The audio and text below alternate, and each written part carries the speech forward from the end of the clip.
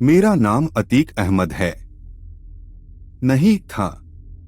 अब मरने के बाद मैं यहाँ ऊपर से अपने परिवार वालों को, सहयोगियों को बिल्कुल साफ साफ देख सकता हूँ और उनकी बातें भी सुन सकता हूँ। इस समय मैं दिवंगतों की बहुत लंबी लाइन में खड़ा हूँ। यहाँ पर कोई सिफारिश, जानकारी व रिश्वत काम नहीं आती है। एक फरिश्ते ने मुझे बोला कि मैं अपने जीवन भर किए गए अच्छे और बुरे कर्मों को याद करूं, जिनके आधार पर मेरे लिए जन्नत या दोज़ख का फैसला किया जाएगा। मैंने सब कुछ सही सी और ईमानदारी से याद कर लिया है, परंतु मैं अब बहुत बड़ी उलझन में पड़ गया हूं। मेरे अच्छे कर्मों की संख्या बहुत ही कम है, परंतु बुरे कर्मों का लेखा जोखा खत्म ही नहीं हो रहा। तमाम उम्र इस गलतफहमी में रहा कि मेरी अंतिम यात्रा में मेरा संपूर्ण परिवार के साथ असंख्य जनसैलाब आएगा और मेरे सहयोगी बहुत शोक मनाएंगे तथा मेरी याद में किसी इमारत या इबादत का निर्माण करेंगे। परंतु मेरे सभी सहयोगी बहुत ही खुदगर्ज निकले। मैं अपने बच्चों सहित पूरे परिवार का बादशाह और अपनी बेगम के लिए शहंशाह था। मेरा परिवार बहुत सुखी और खुशहाल था, परंतु जिस दिन से मैं सहयोगियों की संगत और लालच में आया, तभी से मेरे सुख चैन में कमी आने लगी और मेरे पतन का अध्याय लिखना प्रारंभ हो गया था।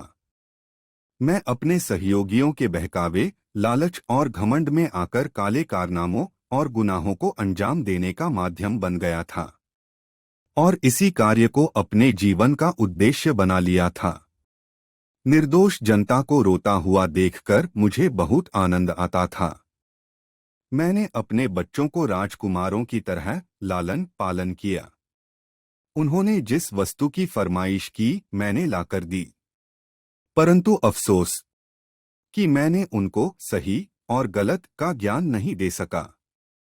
अपनी बेगम के चेहरे पर एक मुस्कान देखने के लिए धन, दौलत और जमीन जायदाद का अंबार उसके कदमों के आगे रख दिया, परंतु अफसोस उसने मुझसे कभी नहीं पूछा कि ये मेरी मेहनत की कमाई से खरीदी गई है या कुकर्मों से छीनी गई हैं।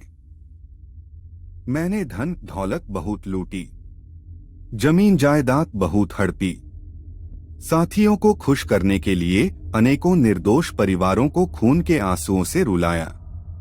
मैंने आसमान को छूती हुई जगमगाती बिल्डिंगें बनाई, लेकिन कभी सुख चैन से आराम नहीं कर सका।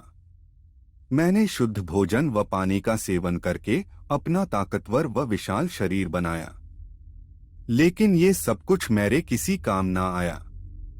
आज मेरे परिवार, बेगम और सहयोगियों ने मुझसे मुंह मोड़कर साथ छोड़ दिया, परंतु इस कब्र में मेरे बुरे कर्म, पाप और उन सभी परिवारों की बद्दुआएं साथ है, जिनको मैंने खून के आंसू रुलाए थे।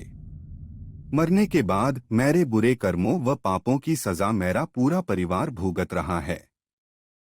आज मैं 7.5 बाई 2.5 फीट जमीन के अंदर बिना धन दौलत, खाली हाथ, अकेला चैन से लेटा हुआ हूँ। मेरे इस बुरे अंत का मैं ही गुनहगार हूँ।